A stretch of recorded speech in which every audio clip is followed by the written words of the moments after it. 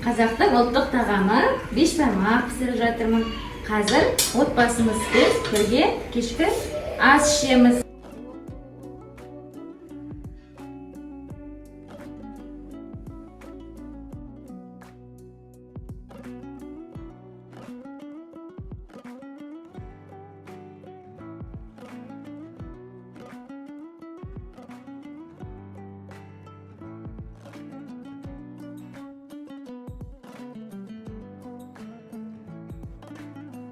Қызым, саған киіз басуды ежелгі дәстүріміз, киіз басуды үйретеміз. Сен осы маған ойынды қиып бер, иә? Екеуміз киіз басу үйренеміз.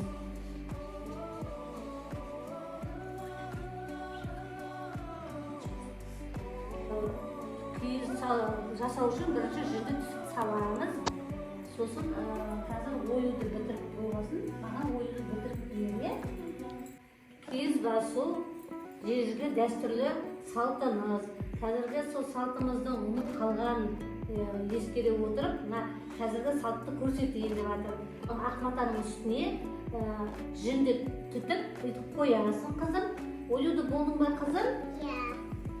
Жарайсың, қызым. Оюдың үстін ету үшін сулай сабындаймыз.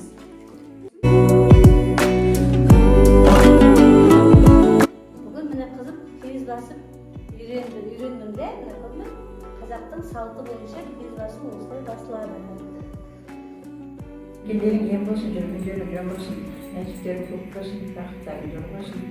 Жасаған енді бірліктерің, кеңістіктерің жасаған жолдарың ашық бол, бәлелерің қашық бол, ауыз бірліктерің мықты болсын. Айын тумаға біріне бірін мейірманды болыңдар. Артық айтты, кем айтты демеңдер, біріне бірін елемеңдер. Жақсылықта болыңдар. Тек сендердің қызықтарыңды, жақсылықтарыңды, қуаныштарыңды естіп мен отыра берейін.